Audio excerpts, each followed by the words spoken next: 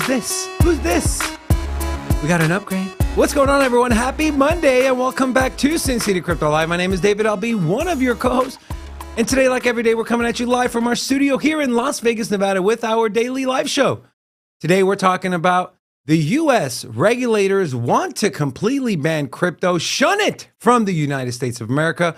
Also, Binance, will they be shut down by the U.S.? We'll talk about that. Plus, huge hire for Yuga Labs and the Bored Ape Yacht Club Metaverse.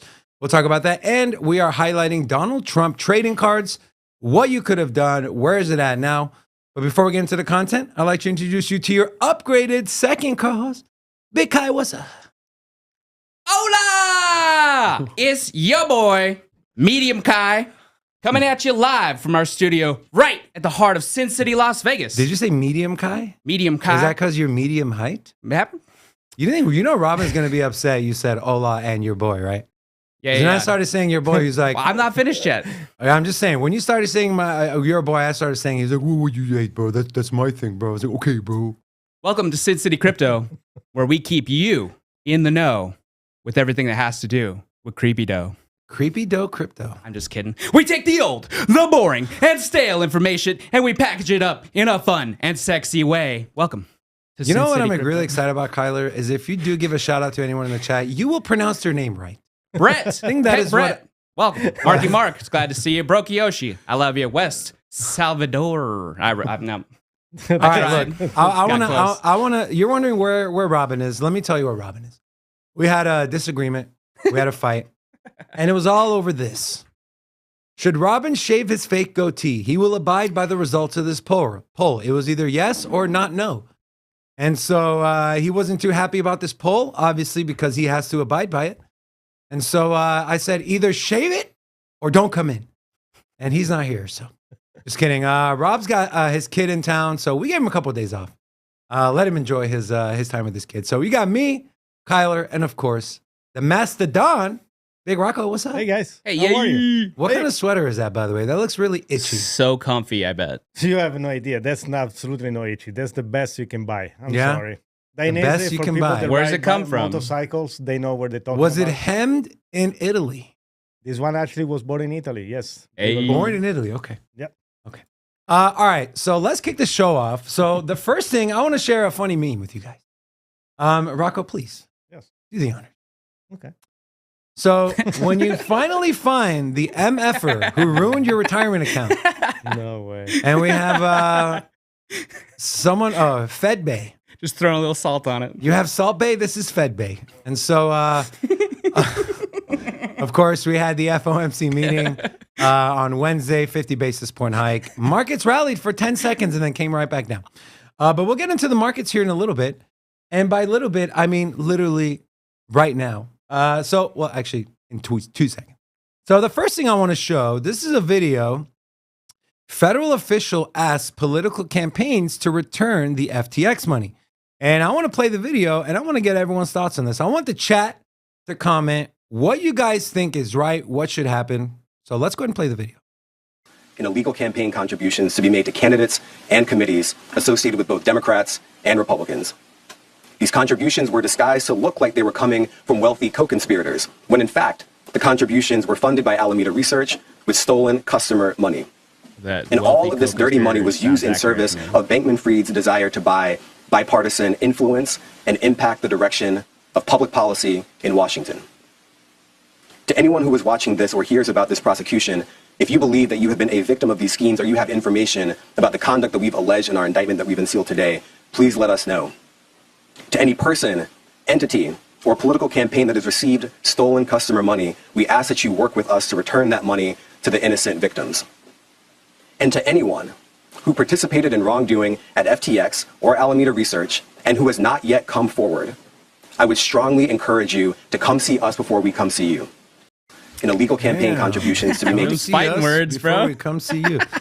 All right. So, Kyler, should they return the money? Yeah. Well, I mean, are they going to return the money? Probably not. Should they? Should they? Yeah, of course. What do you think, Rocco? Should they return the money? Yeah, of course they gotta return the money. But Yeah, but this they is will like never do it. this is nothing new, man. Money in Talking about politics morality. is Yeah, but this is a case where literally the funds that were like, you can argue all the funds were customer funds, right? And so you have a company that went bankrupt. You had consumers that were frauded in their terms of service. Those were violated. And so you're taking these customer funds, and now you're moving forward your political agenda by contributing to Democrats and Republicans. And so what do you guys think in the chat? Put a 1 if you think every dime that was taken by politicians should be returned to a pot to be returned to customers, or do you think that money just was given and now it should be gone? 1, they should return the money. 2, don't return the money. I want to know. My vote is definitely return the money. I'm pretty sure if these politicians knew where the money was coming from, they wouldn't have taken it in the first place. Of course, now that we know it was Sam or it was from the customers, you should be like, hey, all right, let me return this money. How is that going to look like? Where's the money going to go? Is it going to go in a pot? Is it going to go directly? Who knows? But either way, that money should be returned. The last thing you want to do is be known as I won this because, I got $10 million from a guy who ran the largest fraud in American history. So optically, it's not good, and morally, it's not good. But then again, I think, when was the last time our politicians were moral? That question, I don't know. Let's jump right into the markets. So crypto market cap is currently sitting at $800 billion. How much lower will this go? Who knows? Volume, extremely low, which I could bet you if I throw any chart up, the Bollinger Bands will be super constricted. Bitcoin dominance is inching up to that 40% again. ETH dominance sitting at 17.9%. You have Bitcoin coming in at $16,624, down 2.3% over the last 7 days. ETH 1175, down 6.23%. Tether's market cap still over 60 billion. USDC 45 billion, and then BUSD has come down. It was a little over 20 billion, is now 18.44.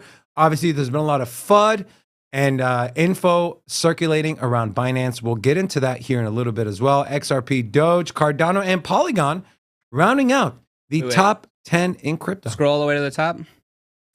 Look at that, coin market cap. Happy Hanukkah, everybody. Yesterday was the first night of Hanukkah. Was it? Okay, cool, man. Yeah. Happy Hanukkah. Coin market cap. Way to go. To those of you celebrating Hanukkah, happy Hanukkah. Did you know that Hanukkah is actually supposed to be spelt with a C in front of it officially? It is? Yeah. I wonder why it's not. I don't know. Americanized. Interesting. Is that like bad? I just know that C is supposed to come before it. I don't know I should have been more prepared. You should have. It's okay. You should have done your research. All right. Crypto bubbles. Notice Christmas season is upon us, hence the Santa hats on all these coins. So this is crypto bubbles on the daily. The only two up are IMX and XDC. Everything else is down. USDN, which is Neutrino's stablecoin, which is supposed to be pegged 1-to-1 of the dollar, is down 10%. That was at around 77 cents. Let's take a look at this one. Hopefully none of you have any money in this. So this is 56 cents. Guys, this is not good. It's supposed to be a stablecoin, supposed to be pegged 1-to-1 of the dollar. It's a foregone conclusion in my mind. We're going to get a stablecoin bill that'll essentially regulate these stablecoin issuers and pretty much put some stipulations in place. Like, hey, if you're saying you're a stablecoin and you're backed 1-to-1, you have to be backed 1-to-1 by either short-term treasury T-bills or I don't know what else they're going to put in there. But as of right now, I mean, even when you look at USDT, USDC, honestly, I mean, it's a little nerve-wracking having a substantial amount of money in it because you just don't know. Obviously, algorithmic stablecoins are not really something that a lot of people are excited about right now, although a lot of people, including myself, think if it is tweaked a little bit, not sure what that looks like because I'm not a programmer. If it's tweaked a little bit, it could definitely help take the centralized entity, the middleman, out of it, which is what crypto is supposed to do. If we swap over to the weekly on the crypto bubbles, Telegram coin is up, XDC is up, and again, everything else is down. And if we swap over to the month, Telegram coin Dash. What is Dash still doing? Dash, I remember I put some money in Dash a while ago, and then I don't know what happened. Bitcoin Satoshi Vision is up 15%.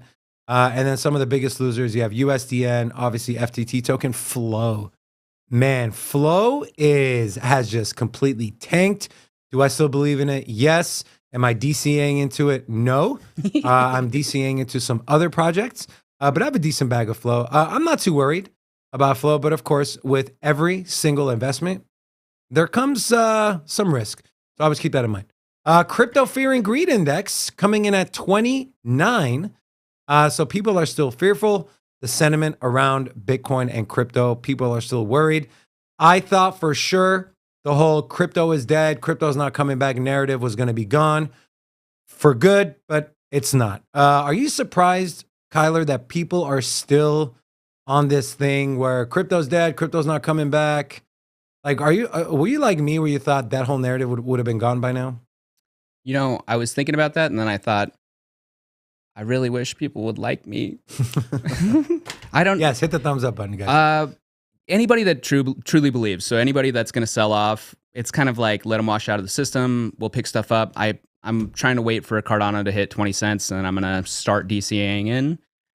Man, I don't know. It's unmutable. It's the blockchain. It's open source software that's out there for everybody. But what about sentiment, right? Aren't we like sentiment like changes like that? Like people. I know. How but quickly why did adoption of cell phones take hold? I mean, it's just like once everybody needs it and they see how convenient it is, it'll just naturally come in. So you're saying it's going to have to be forced upon people for them to be like, all right, crypto's here?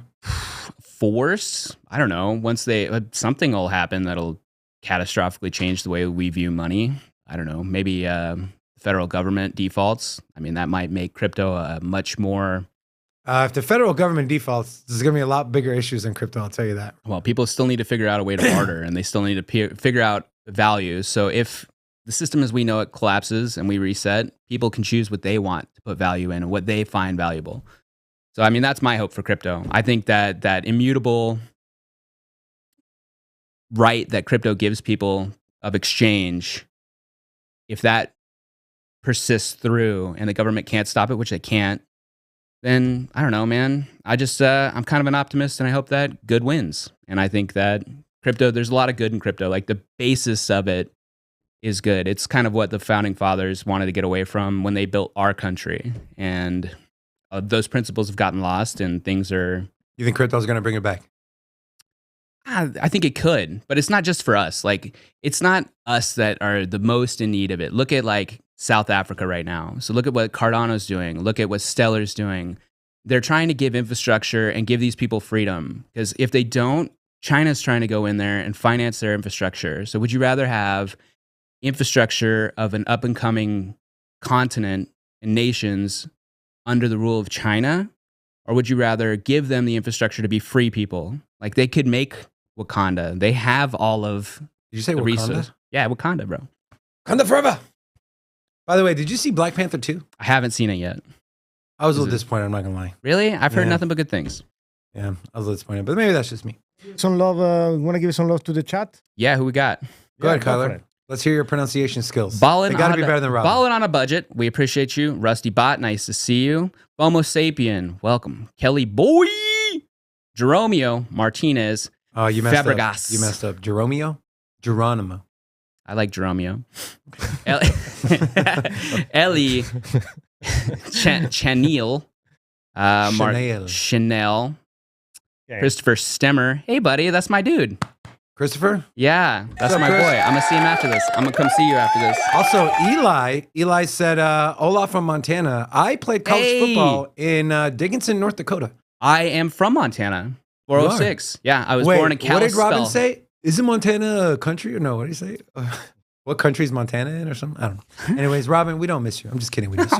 All right, let's get back to. I miss you. Let's get back to this here. So I have this Bitcoin historical monthly return chart pulled up here, and you can see through the years where we're seeing a lot of green and where we're seeing a lot of red. Typically, November has been a very red month.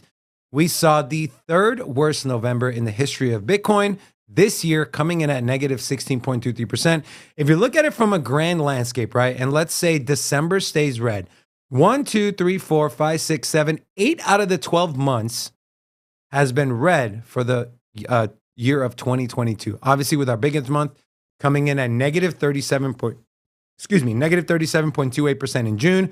That was, of course, after the collapse of Terra Luna and Three Arrows Capital. But obviously, if you take a look at some of the other bear markets, right, end of 2017 going into early 2018, we saw 1, 2, 3, 4, 5, 6, 7, 8, 9 months of red. The most we can see in 2022 is going to be 8 months. But obviously, if you're questioning whether we're in a bear market, guess what? We're in a bear market. When will we come out of it? Who knows? But we do know there's one big catalyst a year and 4 months away, which is the Bitcoin halving. So interesting to see what the price action will look like as we get closer to the halving. Coincidence that that's probably going to be right around the same time the market rebounds as far as, the economy in the US, the GDP. Hopefully all the supply chain issues will go away. Hopefully by then, at the very least, maybe we won't see a reversal and a rate cut from the Fed, but we'll at least see rates not have been raised for quite some time. Markets start to stabilize. Speaking of markets, the S&P, NASDAQ, and the Dow Jones are all down. NASDAQ leading the way with down 1.4%. Dow Jones is down 203 points. Japanese markets are down. Chinese markets are down. And the VIX is down as well. If you take a look at, I like to do this about once a week or so, take a look at how the different sectors of the traditional markets are performing. So if we take a look at the 1 week, everything is red, but technology leads the way as far as being down the most. And then energy, the reverse, that is actually only down 1.15% compared to the average, which looks like around 3.2% over the last month. Utilities and healthcare have all been in the green.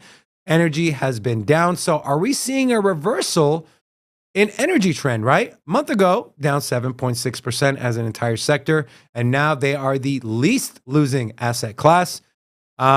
With the day performance, they're leading. They're up 0.21%. So does that mean we're going to see higher prices in oil?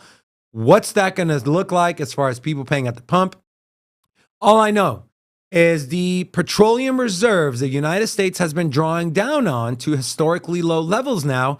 Those are going to have to be reimbursed, or they're going to have to be replenished.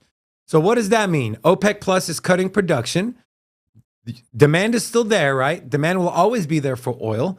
And now the U.S. is going to have to go in and buy hundreds of millions of barrels of oil to replenish the reserves. Will that push the price of oil up? How far will the price go up? I guess we'll just have to wait and see. Staying on the traditional markets, I want to take a look at the Dixie. So this is the 1 day on the Dixie, the 1 day chart. If you're not familiar, the Dixie is the dollar index. It measures the dollar strength versus a group of other foreign currencies like the Japanese yen, Chinese yuan, the euro. And so this has been in a falling wedge, which typically breaks to the upside, which in this scenario is not good. And we're seeing what we typically see with pattern breaks is a break above and then a retest of the upper line. This is not good. We are going to see some resistance here at the $112 range. We know when the dollar gets stronger, risk on assets, they bleed. And Bitcoin is part of risk on assets. Stock market is part of risk on assets. What can you be putting your money in? We talked about this on our FOMC special.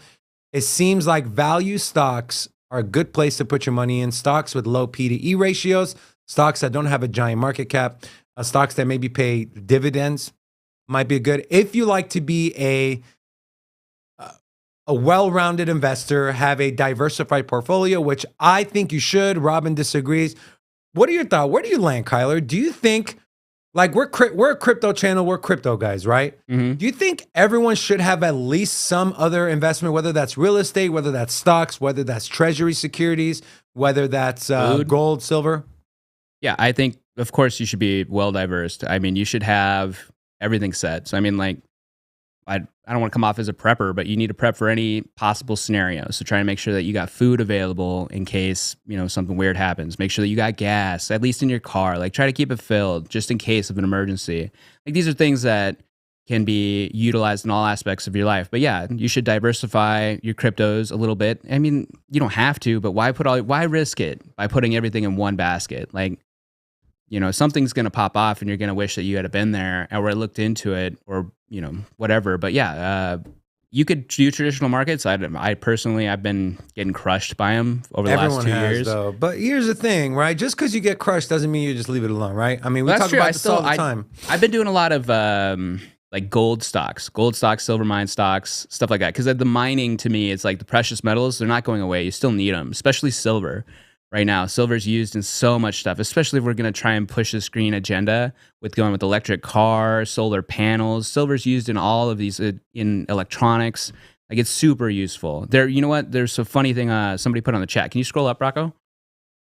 Can you scroll up on the chat? Let's see. Somebody put, oh man, what was it? It was they said that we're definitely not buying, we're buying cheap Indian oil. That's definitely not from Russia. Oh yeah, let's see. Pet Brett. It means U.S.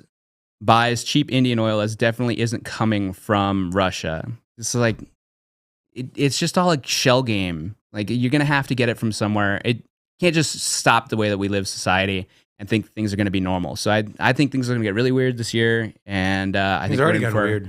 Yeah, but like 2023 is going to be strange, and we're going to see how that shakes up. So I don't know, man. Yeah, just like be prepared for all scenarios because who knows what's going to happen. You know, I got a chance to peek at Rocco's stock market portfolio. He's got a lot of tomato harvesting stocks, a lot of chicken farming, like Tyson chicken and those chicken farms. Pasta. What's behind? Yeah, Barelli stock. What's your thoughts on that, Barelli Rocco? is a new brand. Barelli. Yeah, Barelli. Barilla, but it's no longer Italian. My bad, Barilla. I don't buy it anymore because it's no longer Italian. Oh, really? It doesn't taste good anymore. The grain is now is sources right here in the United States, which is completely different from the one in Italy. Okay. Yeah. It tastes different. You think it's the terroir? What is that? It's no. It's the seed. It is it's very political. You know, Monsanto seeds. Monsanto seed that kills everything else. So there are high content of gluten, allergies, all the stuff. While in Italy, they try to preserve the grain and try to keep it natural, so it doesn't have the high allergies factor. But it's very difficult, very pricey though. Do you know that seeds, those Monsanto seeds, like if you have a plant, it produces seeds. The seeds that your plant produces are technically property of Monsanto. You can't reuse those seeds. That's messed up. It's so what stupid. If those it's like, how are you going to be like, you're a slave, now your kids are a slave, and we want it all. You can't use it or we come up for you. Tell you very briefly how that works. So they try in Italy. So they go there. Of course, if you have acres land, they come over and say, okay, I give you all the seed for the land, and they give it for free. So if you are if you need an extra money, you're gonna plant it, and then you say, okay, next year I don't like it the way it was. I want to go back to my old seed. What happened is it won't grow. So the new seed from Monsanto will kill the old one, and nothing else will grow. That's so wild, man. You can go back. So it seems like genetic warfare almost, at a sense. Yeah, it is. So we go back to the doomsday. So I don't know. There's a lot of seed talk here. I want to talk about planting a seed in your head about Bitcoin. So I want to swap over to the Bitcoin chart here. So what we use on this channel is Crypto Stackers Pro. Our friend Forrest from Crypto Stackers Pro. These are his indicators, his platform. So it makes it super easy if you're not extremely technical. And you know me, I know TA, but I like to keep it as easy and simple as I possibly can. So this is the Crypto Stackers Pro dashboard, and I'm using the margin pressure level. Took the local high here on November 7th. And you can see here, our cycle low, which was 15.5, has been support twice.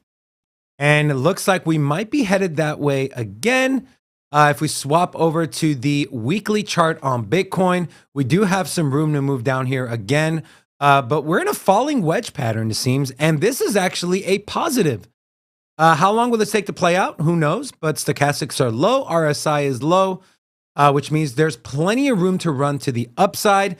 These do break to the upside as well. And if we kind of measure and see, hey, what kind of move can we expect? You just take the width, just go right down the center, take the width of this, and then plant that sucker right here, assuming that this is where it breaks out. And we're looking at possibly rallying up to $23,800 in Bitcoin. But in the short term, of course, if we go back to these levels here, will we retest 15.5? There's a lot of Binance FUD going around. Obviously, the legislators here in the US are their antennas are up, right? FTX went down. Now they're like, all right, we need to regulate. We got to get ahead of this. So I sense we'll see some sort of bill be proposed to the Congress. Of course, these things take time. Doesn't mean that it's going to go off. It's going to get voted in right away. But just the thought of, hey, there's a new bill that's been proposed to Congress.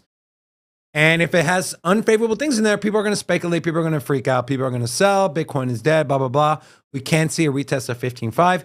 But in the medium term, so between 2 weeks and I'd say 8 weeks, we should see a decent rally from Bitcoin. The other one I want to take a look at is Cardano. And if you want to keep investing crypto super easy, I'm going to give you guys a tip here, okay? So these are what's called easy bands, again, from Crypto Stackers Pro. You do 3 things, okay?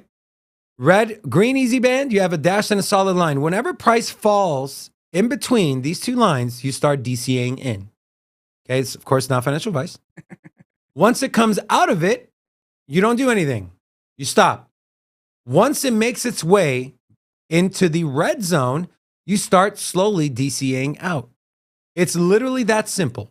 You don't have to worry about timing the market. You don't have to worry about timing the bottom. You don't have to worry about charts. You literally just open this up, go down to ADA, throw on the easy bands, and bam. Oh, where's it at? Oh, Cardano's in the green easy zone. All right, I'm going to start DCAing in. Which, by the way, not financial advice, but 26 cents for Cardano. Oh, my God. Yeah, I'm waiting for 20. You're talking about a more than 10x in a top 10 project that we know is one of the most decentralized, has a strong team behind it, amazing development happening. It's just taking a while because they don't care about price. They don't have VC investors. They need to pump the price up and do this and that.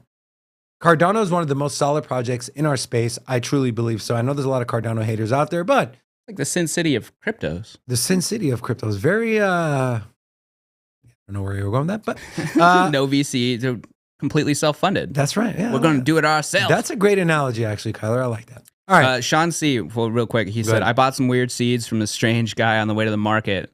They grew into a ridiculously tall beanstalk that violated FAA regulations, so I chopped it down. Man, Sean's we always got some funny people in the chat. Sean's hilarious. I love when Sean's in the chat. I like when everyone's in the chat. Sean's just really funny. I always throws the humor my way. All right, let's get into the topic of this conversation, of this show. Which, by the way, if you guys like the thumbnail today, hit the like button and put a 1 in the chat. I saw it and I was like, "What the hell is that?" Robin's still working even when he's not here. That was such a funny thumbnail. All right, so the first piece of news we're covering: U.S. crypto ban proposal has been tossed around by the Senate Banking Chairman. Sherrod Brown is the chairman of the Senate Banking, Housing, and Urban Affairs Committee. Over the weekend, he told NBC that the Treasury and all federal agencies should join forces to take action against the crypto sector. He even went as far as suggesting a crypto ban in the country. He said, quote, maybe banning it, although banning it is very difficult, because it will go offshore and no one knows how that will work. These guys don't even know how it works. Exactly. You can, unless you turn off the internet. I don't care what you try to regulate it to death. Guess what, bro? It's gonna move offshore. All the smart people, the developers, the people that can advance technology infrastructure are all gonna leave the U.S., which, by the way, the U.S. prides itself on being the leader in the world of everything, right? Financial, military, blah, blah, blah. And you're really going to let the next sector of the S&P 500, as Kevin O'Leary says, just completely move offshore? How about you accept it, right? You bring it in. You work with the people who are in the space, who understand definitely more than you do, more than I do, and say, okay, this is what we want. This is what we're afraid of. What do you guys recommend? What do you suggest? How can we make this thing work together? They can't, man. But they refuse to do so. We hear Gary Gensler say all the time, come in, talk to us. And what happens when you go in? You get you get a fine dropped on you, or you think it's like a bait and Straight switch. to jail. It's yeah. It's a bait and switch. Come in, talk to us. Okay, I'm gonna go talk to them. Hey, we need this, and this. If you don't, we're gonna subpoena you to court. Like what? It's not what I showed up for. And so it makes so much sense, like in my little peewee brain, that like, why hasn't this been done? Why? And when I think about it, in my opinion, it's money, right? But here's the thing. Well, it is money. But here's the thing, though. If the US, and I know there's a lot of people worry that cryptocurrency, Bitcoin, can replace the dollar, right? But guess what? You have 3 of the top 5 countries as far as GDP. They're banding together and they're creating a new currency called BRICS. And they're in Saudi Arabia and they're trying to convince Saudi Arabia to get off the petrodollar.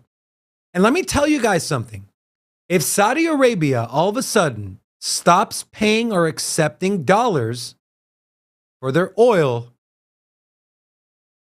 that's going to be scary. Yeah, petrodollar. That will be extremely scary. What you'll see is a lot of these countries that hold U.S. Treasury securities on their balance sheets will start to dump those. The U.S. dollar will start to crash. It's not a good scene, man, I'm telling you. But instead, what you can do is you can take this cryptocurrency, which a lot of it's denominated in dollars anyways, embrace it and bring it into the fold.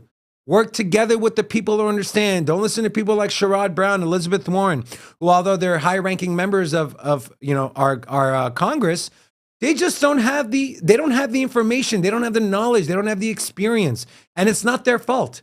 But for them to come out and say we should just ban crypto, like the guy said, you can't. You literally can't. The article goes on. Brown commented that the crypto market is, quote, complicated, unregulated pot of money.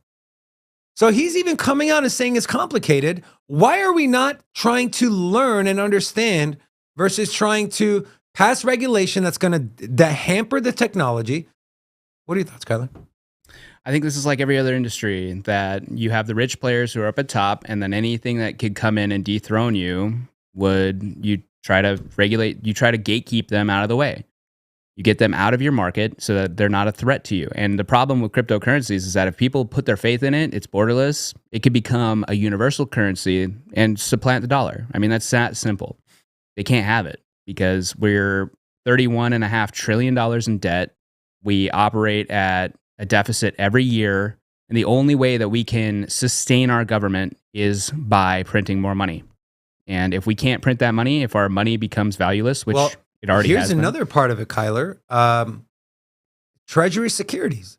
So the US dollar is a world reserve currency. It is literally only Treasury securities on the only assets that financial advisors are allowed to say legally are risk-free. Nothing else they can put the risk-free title on. And so what you'll have is a lot of countries, especially during recessions or when they see their currency go down, they will buy and hold Treasury securities.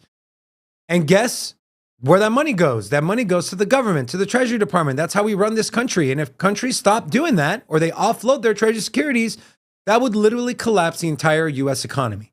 So all I'm saying is, man, don't look at this as competition. Embrace it, bring it in. Be not only the world reserve currency, but be the hub of blockchain and of cryptocurrency. You're asking the government to perform more efficiently. You shut your mouth. And if I've ever been to any government agency besides maybe the patent office, it's not an efficient process. And yeah, the Vikings, King of the North, baby.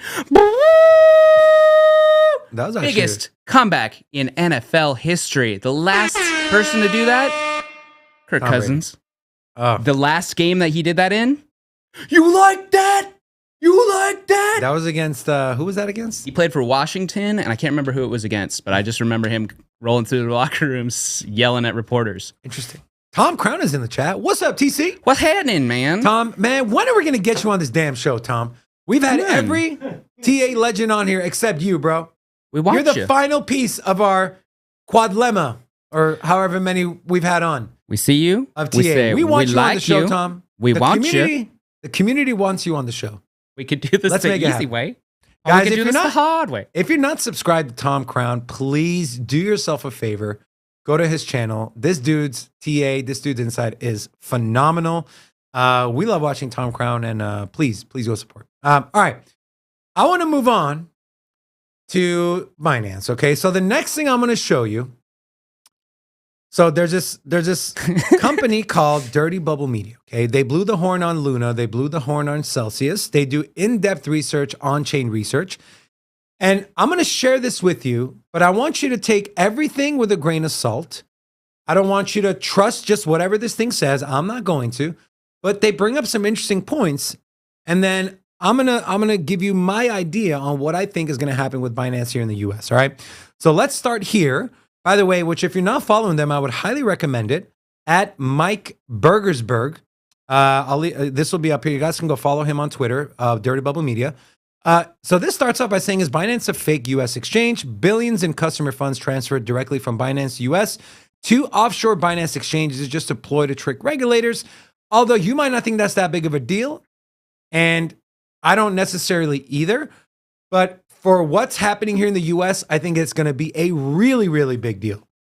Binance US purports to an independent entity from the offshore Binance empire. Binance US claims to merely license the name and other elements from Binance, but otherwise to be a separate entity, although these funds are co-mingled.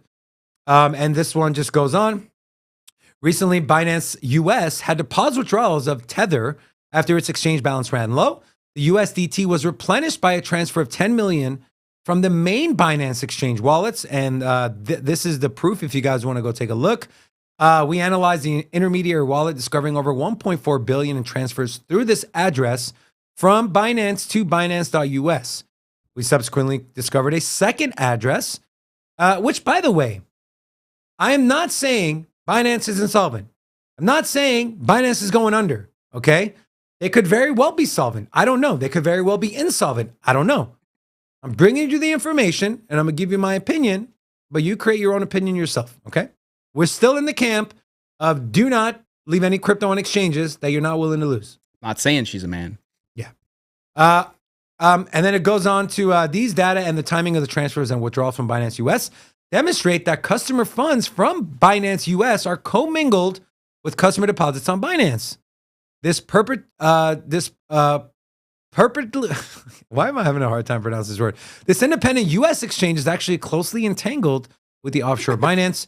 Our findings support previous allegations that Binance US was designed to perform a regulatory Tai Chi dance to avoid US regulators. It worked until now, but we wonder how much longer the ploy will work in light of increased regulatory attention on the exchange. Is that the dance that the old people do in the park? I don't know. But I want to share. I want to keep this thing moving here. Okay. Binance.us is set to acquire Voyager Digital Assets for $1 billion. They represented the highest and best bid for their assets, and the deal is set to close by April 18th of next year. A hearing will be held by the presiding bankruptcy judge of Voyager to approve the purchase agreement on January 5th of next year. You told me before the show, Kyler, that you're getting some FTX vibes. Yeah. You want to kind of share your thoughts on that? Well, it just seems like just what Sam Bankman-Fried was doing before, where he created a slush fund, like a rescue fund. It's just like, come on, man. If you're a cutthroat business guy who's willing to tank your opponents like that, just to the degree where you just know that you're going to crush their entire operation ruthlessly, and you're just going to pull a trigger like that, bam. You think that guy really cares that much? No, he's kite surfing. Man, you know a credible human being who is like really going to care for people that goes kite surfing? Only evil people go kite surfing. No, he's talking about buying another exchange. Didn't FTX do that? Weren't they buying out competitor exchanges before they went under? There was other news. Binance is going to they're going to buy the rest of an exchange in Asia. So he's really all about getting the licenses. That's his big deal. Like every time I see him on, it's just like, look at our new license. Look at our new license. Look at what we're regulated at. Okay, so I'm going to share this next article, and then I'm going to give you my thesis and what I think is going to happen. So the next one is, Rocco. Former SEC official says Binance's finances are even more opaque than those of FTX. Say that 10 times. No. John Reed Stark, which is the former chief of the U.S. SEC Office of Internet Enforcement, opined that Binance's finances are even more opaque than those of FTX. Furthermore, he stated that there is no transparency coming from the exchange. Information such as cash reserves, profits, and revenue are not disclosed by Binance.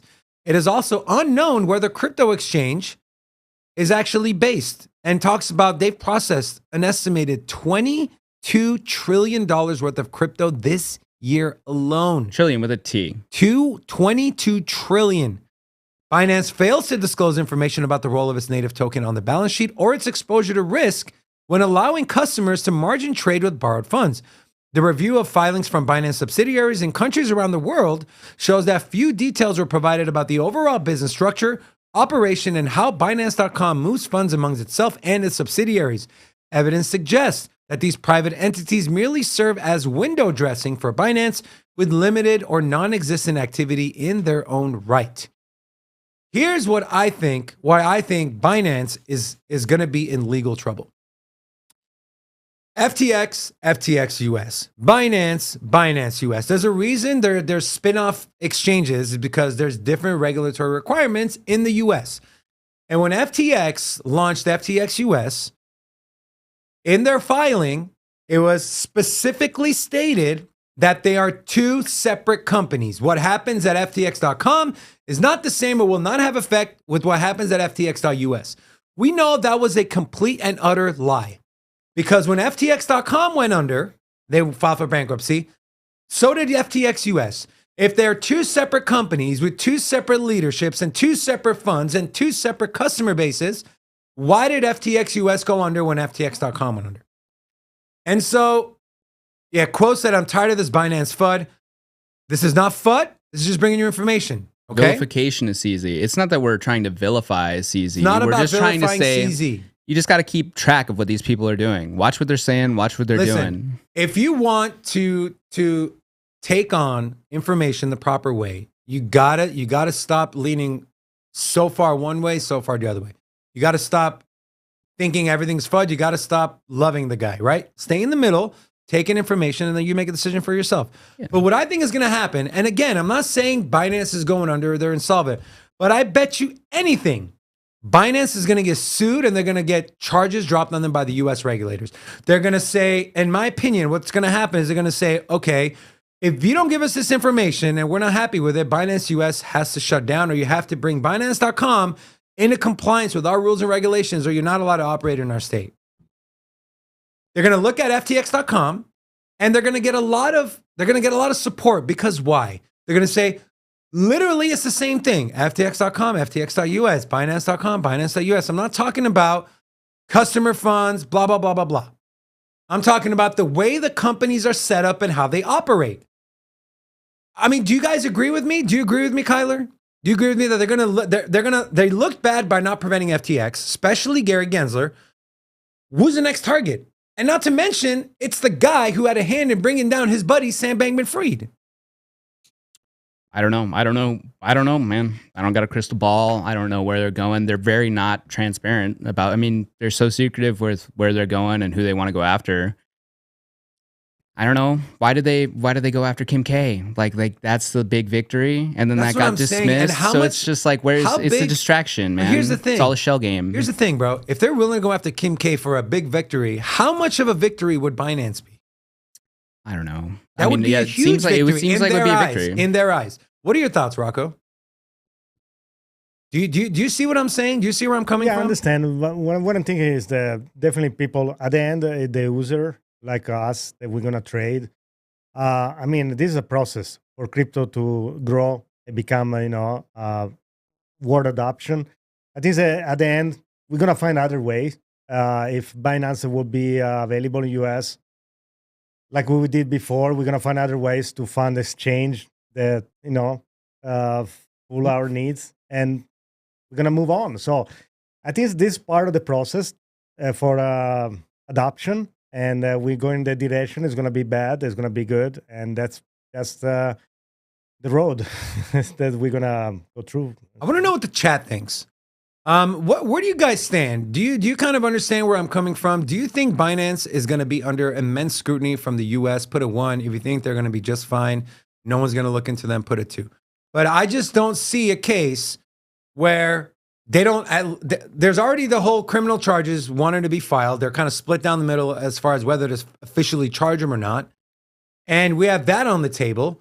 We have this new thing that came out. The auditor, I'm not saying this is Binance's fault, but the auditor that did their proof of reserves, they're not doing it anymore. He just gave up. He was like, he bailed. They gave up. He's like, I don't want any part of this. And I don't want any legal ramifications to come back on me. And if you look at the documents, Binance.com and Binance US, like how bad does it have to be for your law firm or like your firm? No, but they did that. Well, okay, to be fair, they did that across the board in all crypto. It wasn't all just crypto. Binance. They just bailed on all crypto. So they think the space is bad right now. They don't want to be tied to any proof of reserves and then be like, and Binance gets is the sued by the biggest government, space, right? and gets sued by the government and say, you did this proof of reserve. Why the hell weren't they able to do the withdrawals? So I think that's the reason why they did that. But Binance.com and Binance US, there's not a separation of let's say, I don't know, corporate, whatever, separation of Binance.us doesn't have a separate, let's say person who runs the scenes. It's all CZ, right? And especially when you see now that funds are moving from Binance freely to Binance US, what does that tell the regulators? It tells the regulators that the funds are commingled. So if some negative happens at Binance.com, it could affect Binance.us users. And so if you're the regulator and you're Gary Gensler and you're getting absolutely destroyed by the people that put you in there, put you in office, Congress, politicians, and the people, you're getting absolutely skewered for your failure of not only preventing, but helping with the FTX situation. And if that information comes across your desk, you expect him to sit on his hands? No. I don't see that happening. But again, it's worrisome. I was talking to Robin about this yesterday. He said, worst case scenario, they'll get a fine. I don't think that's the worst case scenario. I think the worst case scenario is, hey, if you don't do this, and this, No, I don't think so. you cannot operate in our country. I'm telling you, bro. I don't agree because that's why U.S. want to have a jurisdiction in the rest of the world because the company is headquartered. I mean, the Binance US, it's right here. But so here's I don't think that works that way. But Rocco, what I'm trying to say is they pitch it as two separate companies, but if you just take a look under the hood, they're the same company. They're the same company. And so there's a reason Binance.com is not allowed in the US. And if funds are being commingled and the people here in the US, the consumer has the same risk that they do on Binance.com consumers, then why wouldn't the government look at that and say, Binance US has to have the licensing here in the US? But so screw the license. Screw the license. That's where they have a money services license. It's not that hard to get.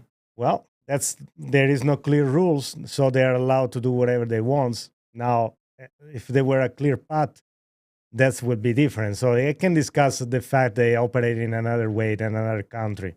I know that's my point of view. I know I disagree. What do you think, Kyler? I think that the U.S. government has never been shy of trying to impose their views on other countries and, in worst case scenarios, physically impose their views on other countries. So, I don't know. I wouldn't want to be wanted outside of the United States, by the United States. It's worrisome. Again, this is not fun. Every negative thing you say or negative information you bring, people call it FUD, but I'd like to call it information. Their opinions. Taste said FTX US was supposed to be regulated in the US as well. Exactly. I think FTX.com, I think they kind of ruined it for the people who have exchanges across the pond, not in the US, that want to come into the US in a different regulatory stance. I don't know, man. I don't think it's good either way. All right, let's move on to some big news. Bored Ape Yacht Club creator Yuga Labs rounds off the year with a new CEO who was the former CEO at Activision Blizzard. Yuga Labs is the latest crypto company set to change its leadership with the appointment of Daniel Alegre, former president and COO of Activision Blizzard. He will start in the first half of 2023. You might know Activision Blizzard behind Call of Duty, World of Warcraft. Kyler mentioned Tony Hawk. Tony Hawk, Crash Bandicoot, Spyro. I love Crash Bandicoot.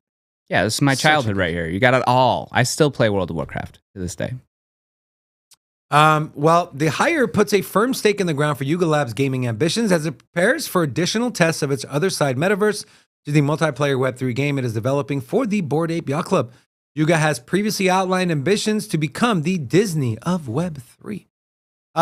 Again, I'm not also Alegre, the new coming CEO of Yuga, has also spent 16 years in leadership with Google. So a pretty good resume, this guy. I'm not the gamer here, but Kyler is. What are your thoughts on this, Kyler? Is this going to just take Yuga Labs and Bored Apes just to the next level? It could. It depends. So I've been waiting for NFTs to take over in gaming. Like, this was why I got into crypto. I got into Gala and started playing Gala games and started playing Spider Tanks. And I've been waiting for something like that because, so for example, playing World of Warcraft, you work so hard to get these pieces of like equipment, whether it be armor or a weapon of some sort, and you put so much time and effort into it, and then it's guarded off. It's gate kept by Activision Blizzard, right? So you got to pay $15 a month if you want access to your character that has all these different things, and there's no value to them other than you, and like you're just like you get this personal accomplishment of being able to have achieved it. Or like, when other people see, ooh, he's got that epic weapon that everybody's been trying to get, this drop rates on it really slow or really low. But if you could actually empower the people that spend all this time and you give them an investment that they can like, so their time wasn't wasted, like I've wasted so much time on video games that I've never gotten anything out of, that if you could actually have a tangible, non-fungible item that you could sell on an open market, and then you're exchanging your time for money. So some people have more time, some people have more money. That's an exchange that should be able to work out in the player's favor and not be kept by Activision Blizzard, So this whole talk about AAA games, right? A true AAA game. Uh-huh. Can this be like, do you need someone like the former CEO of Activision, who obviously with the games they produced are AAA games? Do you need someone like that from that sector to come in and bring a AAA game to Web3 gaming and blockchain? Or do you think the people that are currently in place can do it? I think that you're going to need someone like an Elon Musk that's going to do it like kind of what they had to do with the electric car. So like Tesla, there was an electric car in the 90s. So GE made an electric vehicle in the 90s. There's a documentary on it called Death of the Electric Car. GE did, I think, 2,000 production vehicles. They leased them, and I'm pretty sure this was in Southern California. People loved them so much. They leased them, and as soon as the leases were done, they repossessed them all. They literally had to go and steal them out of people's garages because they did not want to give these cars back. They loved them so much. They took all those electric vehicles, smashed them, buried the project. We could have had electric, like real electric vehicles 30 years ago, and it would have been, a revolution. But instead, they wanted to keep the powers that be. So it's the same thing. Like when, I don't know how you feel about Donald Trump, but I didn't think that the guy who's made all of his money by building his way up through the system was going to be the one to take it down. You know what I mean? He's just going to benefit the system. And it seemed like that's, so I don't know. It wouldn't be my dude to bring in. Like it's cool because maybe they'll do a better job at it. Maybe this is the groundwork and like their game won't be that good, but maybe this will bring about the next one, And with technology right now, I think the AAA gaming could be coming to more independent programmers because of how good everything's becoming and how efficient. Here's the thing. And I think you kind of said it, but not really said it. I think if anything, it'll bring validity to the space, right? Call it PR, good PR, right? Damn. The guy who was the CEO of Activision, which I don't know if they're the largest or one of the largest gaming companies out there. It got to be like up there. EA, right? They were like right up top. And he's coming to blockchain. So if anything, it'll give validity to our space. That's true. I mean, it might. But I'm just like, I don't know, man. How much utility do Bored Apes have? But here's the thing. How much utility can they have, right? With a new perspective on kind of bringing together Web3, Web2 gaming, bam, and I don't know. We'll see. But we know their other side metaverse, their game they're working on. It has to be fun to play first and foremost. If it's not fun to play, you're not going to get people. You have to build it. It needs to be fun. It needs to be engaging and fun first of all, and then the money comes next. Yeah, that's kind of like what we're doing here. We'll see. Speaking of fun. Donald Trump had a lot of fun and made a lot of money with his NFT collection. So this thing, Forrest and I were talking over the weekend. This thing got up to 0.83 Ethereum. 0.83 Ethereum from essentially $100 at, let's just put the number at $1,200. So these minted for $100 USD. If you were to, if you take $1,200, that was like 0.085 ETH to 0.8 ETH. A 10x from these Donald Trump cards. Now, obviously, they've come crashing down. There's rumors that the pictures were taken from another project. There was a Twitter thread Forrest shared with me. I didn't have a chance to digest the whole thing. It was a really long one. So I will digest that tonight and we'll show it tomorrow. But here's the thing. At some point, and again, I was talking to Forrest about this and he kind of agreed. At some point, the novice investor, the people who just got in, paid the $100 via their email address, the super fans, more specifically, this guy right here. These people, they're not Trump coming. is number one. Yeah, I don't think they're coming in, going to OpenSea, opening up a MetaMask wallet, spending, $800, $900 on the thing. Like, I don't think that's happening. So I think oh my God, retail money, new investors, people that don't really know anything about crypto but love Donald Trump, those buyers I think are gone. So what we're left with, in my opinion, is the traders, the NFT people, the people who don't give a crap about Donald Trump, that just see money. Like Forrest. Kind of like Forrest did. Yep. But Forrest has a very keen sense in looking at things from such a different perspective, and he just makes good plays. And so I asked him for his weekly video to do a video on his whole step-by-step, what he looked at, his resources he uses, and why he decided to mint close to 70 of these Donald Trump things. He's made a killing off these. He's done a great job. And so Forrest is a friend of the channel, and he's a friend of yours too, if you're watching this. If you're a member, throw the Forrest emoji up in the chat. That's right. And so here's his video. We'll pause in between and we'll discuss. So here we go. All right, so in this video, we're going to be doing some post-mortem analysis on the Trump NFT drop.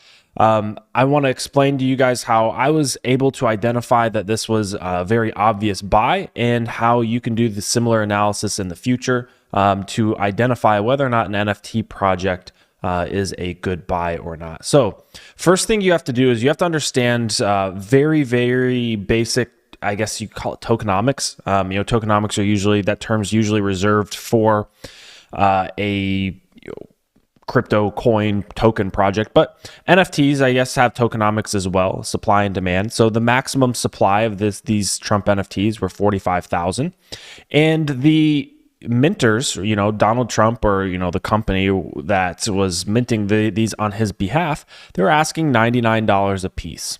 Right, asking for $99.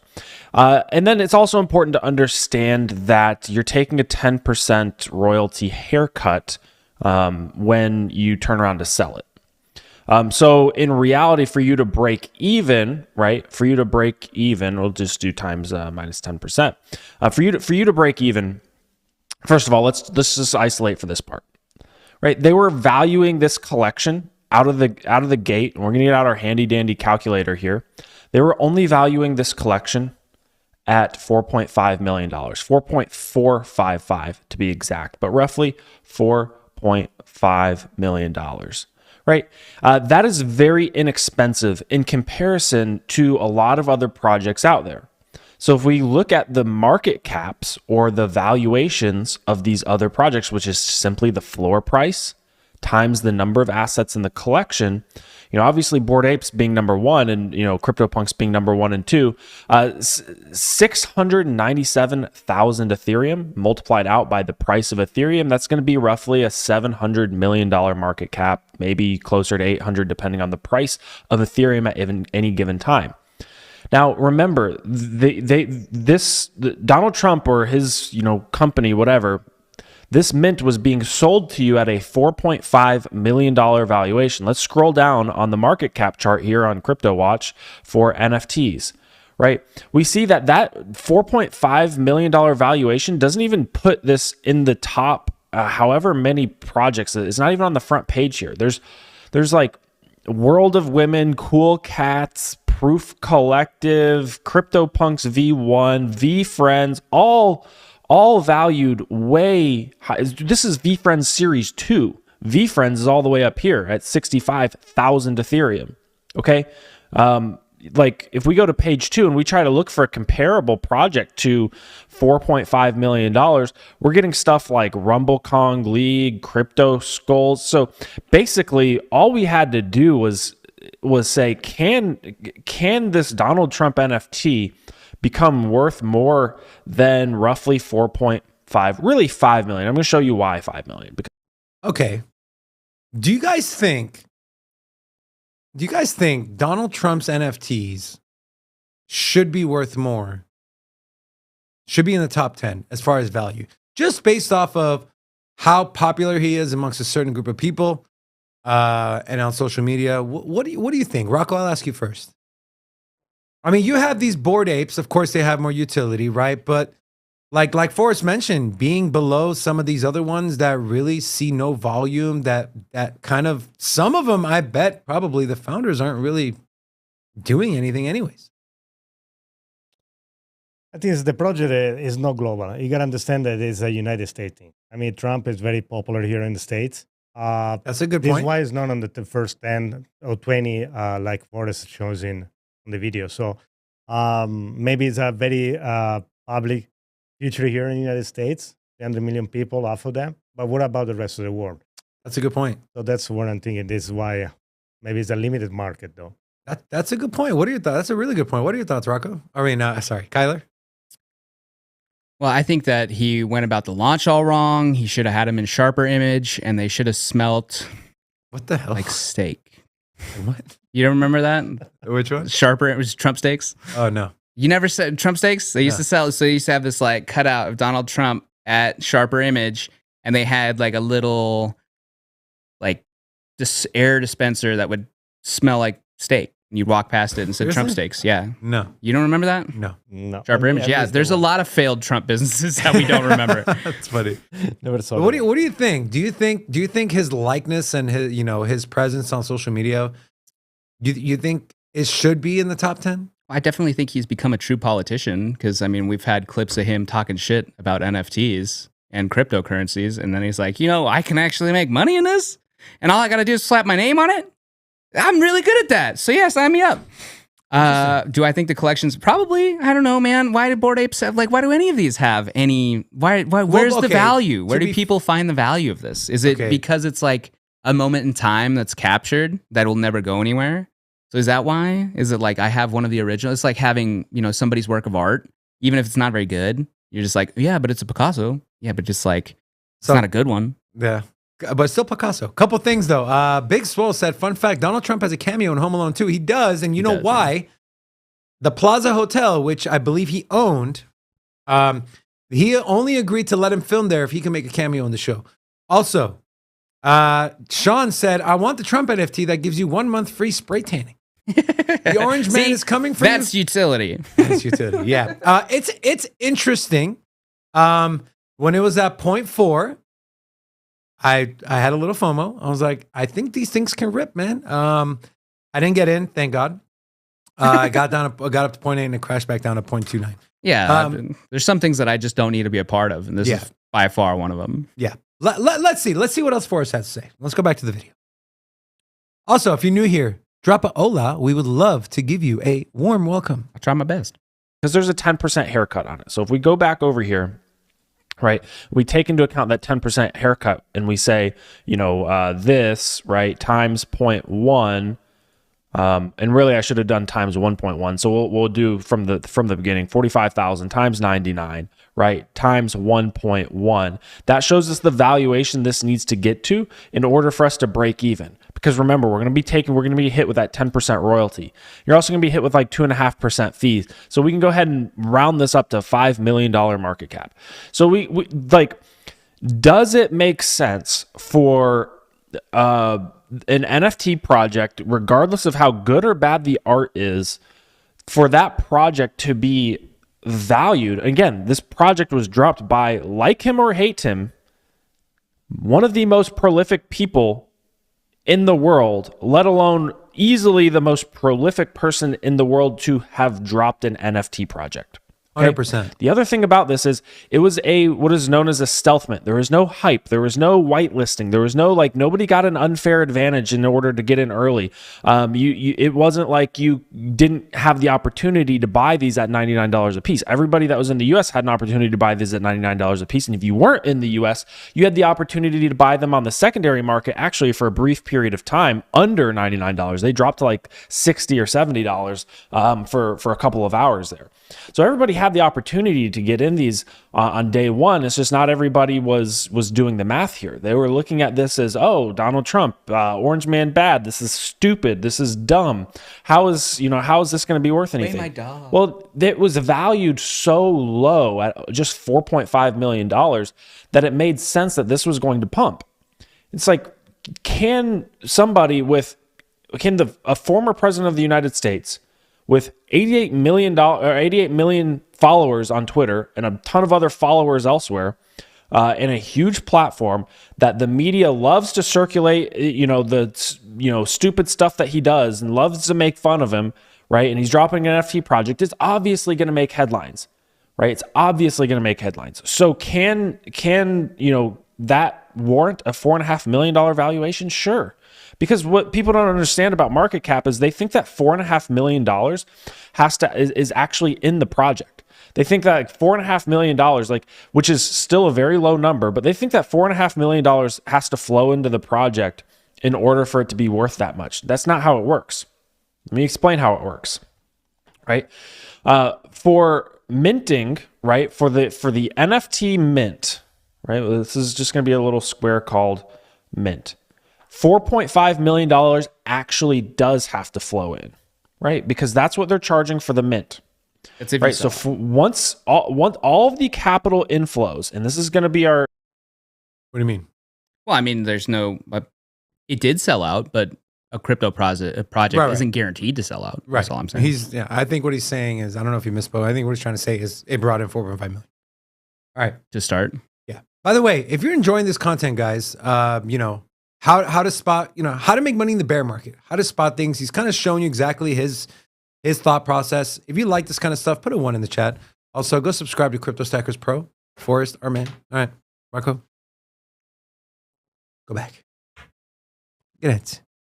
Our capital inflows area, right? And a very important piece of this Donald Trump NFT puzzle was the fact that where is this capital coming from, right? Because normally when a new crypto NFT project drops, the capital that's flowing in is already from other NFT collectors, people within the space. But this was different because we had new capital coming in. Not only did we have some capital coming in from other crypto people in the space that were paying attention to NFTs, we had capital coming in from the average Trump supporter who saw this and was like, oh, well, for $99, I can buy this with a debit card, right? And an email address. They made the mint super, super easy. So we have these capital inflows. And yes, these capital inflows, the first $4.5 million, it goes towards the mint, and that is subverted. That goes to Donald Trump and company, the company that he licensed, right? I'm just going to refer to it as Donald Trump. The first $4.5 million goes there. That's why it is extraordinary. Like, while the mint is actually going on, it's why it's extraordinarily difficult for secondary sales and the floor price on OpenSea to go up above the mint price. Why would you buy a floor NFT above mint price, right, when you could just mint one for $99, right? Well, the only reason you'd realistically do that is if you're at your mint cap and you wanted to mint more, or if you weren't in the US and the mint wasn't available for you. But otherwise, it's very difficult because all of the capital that's flowing in is flowing directly into the mint. However, once the mint is done, once the mint is over, all of this, anything that's still flowing in, capital inflows for all of the projects, or for all the people that are wanting to buy NFTs, goes, right, to, let's call it secondary, right? We'll call it OpenSea, right? OpenSea. I should have just put OS, whatever, which is the secondary market, which is going to affect the floor price and the market cap, right? So what we saw on day one, within the first 12 hours, we saw $4.5 million worth of capital inflows into the mint. It only took 12 hours to mint out. Damn. And I was observing this in real time because I wanted to know the number as to how much of a capital inflow or capital injection, how much trade volume, and we see that number here on OpenSea, 6.5 thousand Ethereum, which is roughly $6.5 million or so, maybe 6.6, $6.7 million, a little bit higher depending on the price of ETH at the time. I wanted to know how much capital needed to come in and how much trade volume needed to come in order for this NFT to do a 2 to 3x. Now, a lot of people make the mistake of thinking, oh, 2 to 3x on a $4.5 million valuation, right? Oh, that's going to need to be about 13 to 14 million, 13.5 million if you do the easy math here. We need $13.5 million to come in to push this to a 2x to a 3x. False. No. I was paying attention. I watched it. It did a 2 to 3x. And it depends on the speed at which this capital is coming in, right? It depends on the speed, right? How much demand is coming in to a relatively illiquid floor price. But in the case of these NFTs, it was about $1.5 million over the next 24 hours after mint to 2 to 3x this floor price. Only $1.5 million. So if... Only $1.5 million, which is not a lot of money. Well, it's a lot of money to us because we're not millionaires, but it's not a lot of money in the grand scheme of things. I'll ask you something, Dave. So, what you like the idea, the fact that everybody was able to buy it with just a credit card? Hell yeah! It definitely made it. Hell like no, it led. Yes, jumping around. I have a Litecoin, buy in Coinbase, send Don't it back. stop with the Litecoin. But yes. I have a lot of them. This is why Guys, we talk about this all the time, breaking down the barrier to entry. And that is literally what this guy did. He broke down the barrier to entry. There is no way moving forward, we're not going to see more of these mints where you can just buy it with a credit card. I mean, think about the amount, like how big your net of people is, like the net of people you can bring in is going to expand exponentially. So look, love him or hate Donald Trump, the dude had a great idea. It was extremely successful. A lot of people made a lot of money on it, including him. And he might have if we look back 3 months from now, and let's say the NFT market's booming, this might be where we look back and say that was the catalyst. That was the catalyst to start the next bull market. That's what took it off, huh? I think it's possible. Trump, he made it happen. Man, Rob, I remember when Trump launched his NFT platform back in my day. Guys, yes, Robin does collect plates like a weirdo. That's all we got. Make sure to Kai's wearing an Anthony Barr jersey. Yeah. It is Anthony Barr, yeah. He sucks. Get out of here. Anthony Barr's a Packers beast. are trash this year, so I can't really talk. If I collect But, dude, real quick before we sign off, what about that World Cup game, bro? Ooh, that was the best soccer game I have ever witnessed in my life. Holy crap, man. That was so sick. Yeah. That was a good game, and they got to tell you, yes, that was very juicy.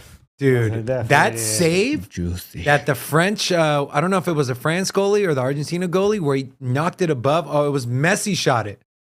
Right? Messi shot it, and it was about, dude, oh my God, what a game, dude. And for people that don't know what we're talking about, there was a World Cup final. World Cup final. Even if you don't like soccer, even if you don't like soccer, that game was exciting, man. All right, guys, go check out our social media. Follow us on Twitter at Sin City Crypto 1.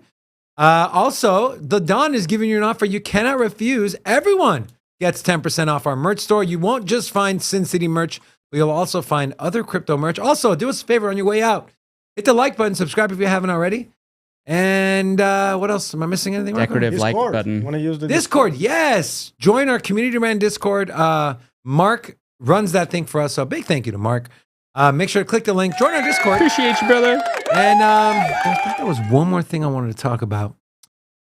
Yes. No. I want to talk about the finger tornado. No.